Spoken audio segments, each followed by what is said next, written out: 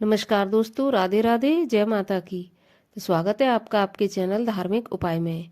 आज के वीडियो में हम सुनेंगे माघ मास के 5वें अध्याय की कथा, जिसमें तिलोत्तमा द्वारा सुंद उपसुंद का वध बताया गया है। तो कथा शुरू करने से पहले यदि आप चैनल पर पहली बार आए हैं तो चैनल को सब्सक्राइब कर लेना, और यदि वीडियो अच्छा लगे तो वीडियो को ज़्यादा से ज़्यादा शेयर करना और लाइक कर देना। तो चलिए अब सुनते हैं माघ मास के महात्म्य के 5वें अध्याय की कथा। दत्तात्रेय जी बोले, हे राजन, माघ मास के प्रभाव से उत्पन्न एक बड़ा आश्चर्य सुनो। भृगु वंश में उत्पन्न कुब्जिका नाम की एक कल्याणी ब्राह्मणी थी। बाल वैधव्य के दुख से दुखी होकर उसने विंध्याचल पर्वत के नीचे रेवा नदी के किनारे अमरकंटक में घोर तप किया। वह सदाचारी व्रत धारण करके भगवान नारायण में लीन होकर जितेंद्रिय, सत्यवादी, कम बोलने वाली, सुशीला, दानशीला तथा देह को सुखाने वाली ब्राह्मणी पहले ब्राह्मणों और पितरों को देकर अग्नि में आहुति देती थी। कृच्छ वृत्ति धारण कर वह सर्वदा छठे काल में भोजन करती थी। वह कठिन, अति कठिन तथा कठिन से भी कठिन व्रत आदि करती हुई नर्मदा नदी के किनारे अपना समय बिताती। इस तरह वल्लकल वस्त्र धारण कर इस सत्वशालिनी ने धैर्य तथा संतोष से रेवा और कपिल नदी के संगम के 60 माघ स्नान किए, और उसी तीर्थ में तप से शरीर क्षीण होकर मर गई।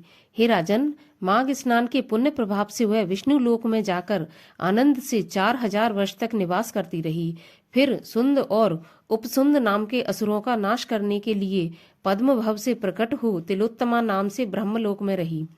यह अपूर्व सुंदरी बिना योनि की स्त्रियों में रत्न, देवताओं को भी मोहित करने वाली अप्सराओं में उत्तम हुई। उसे अपनी चतुराई से औरों को आश्चर्य में डालने वाली देखकर ब्रह्मा ने आज्ञा दी कि हे मृगनयनी, तुम शीघ्र ही दैत्यों का नाश करने के लिए पृथ्वी पर जाओ। ब्रह्मा की आज्ञा पाकर वह सुंदरी हाथ में बीड़ा लेकर ब्रह्मलोक से चली और पुष्कर मार्ग से वहां गई, जहां पर देवताओं के बैरी वे दोनों दैत्य रहते थे। प्रथम वह रेवा नदी के पवित्र जल में स्नान करके बंदूक के फूल के समान लाल वस्त्र पहनकर, सुंदर बजती हुई नूपुर और कौंदनी पहने तथा कंठ में हिलती हुई मोती की माला और कुंडल से शोभायमान चोटी में चमेली के फूलों का जूड़ा लगाकर वन में अशोक वृक्ष के नीचे बैठकर सुरीले कोमल स्वर से गाती हुई बीड़ा बजाती हुई कुमारी तिलोत्तमा बैठी थी। हे राजन, वहां सुंद और उपसुंद के सैनिकों ने आश्चर्यचकित होकर चंद्रमा की कला के सदृश उस तिलोत्तमा को देखा, और शीघ्र ही सुंद उपसुंद के पास जाकर उस सुंदरी के वन में आने का समाचार भ्रम सहित उनसे कहने लगे। हे असुरो, न जाने यह देवी है या दानवी, नाग कन्या है या यक्षिणी, अथवा कोई स्त्री रत्न है। आप दोनों श्रेष्ठ रत्न भोगी है और यह अबला रत्नभूत है। अतः यह सुंदरी आप दोनों के उपभोग करने योग्य है। यह थोड़ी ही दूर वन में अशोक वृक्ष के नीचे बैठी हुई है। कामदेव को भी मोहित करने वाली उस स्त्री को आप दोनों ही शीघ्र चलकर देखिए।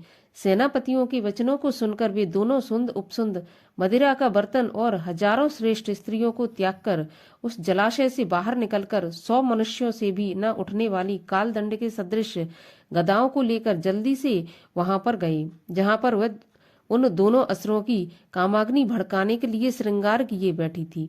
हे राजन, वे दोनों अब उसके रूप से मोहित होकर उसके पास जाकर अत्यंत कामांध होकर आपस में कहने लगे, भाई आप इसके पास से हट जाइए, यह कमल नयनी मेरी भार्या होगी।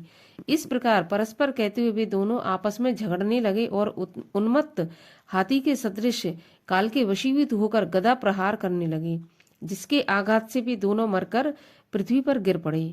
इन दोनों को मरा हुआ देखकर सैनिकों ने बड़ा कौतूहल किया। काल रात्रि के सदृश यह सुंदरी कौन है? हाँ, ये क्या हो गया? इस प्रकार सेना के कहने को सुनकर वह तिलोत्तमा दोनों दैत्यों को पर्वत से नीचे गिराती हुई, 10 दिशाओं को प्रकाशमान करती हुई आकाश मार्ग से देव कार्य करके ब्रह्मा जी के पास चली गई। तब प्रसन्न होकर ब्रह्मा ने कहा, हे चंद्रवदनी, मैंने तुमको सूर्य के रथ पर स्थान दिया। जब तक आकाश में स्थित सूर्य, तब तक तुम नाना प्रकार के भोगों को भोगो। हे राजन, वह ब्राह्मणी उत्तम अप्सरा होकर अब भी सूर्यलोक में माघ स्नान का फल उपभोग करती है। इसलिए हे राजन, श्रद्धावान मनुष्यों को उत्तम गति प्राप्त करने के लिए मकर के सूर्य में स्नान करना चाहिए, जिससे सभी पुरुषार्थ प्राप्त होकर सभी पापों का विनाश होता है। दक्षिणा सहित सभी यज्ञ इसकी बराबरी नहीं कर सकते। हे राजेंद्र, तीर्थ में माघ स्नान करने के समान पापों का विनाश कर स्वर्ग देने वाला, संसार में कल्याण करने वाला कोई और उपाय नहीं है। इस प्रकार से माघ मास के महात्म का 5वां अध्याय समाप्त होता है। मिलती हूँ आपसे अगले वीडियो में, तब तक के लिए राधे राधे, जय माता की।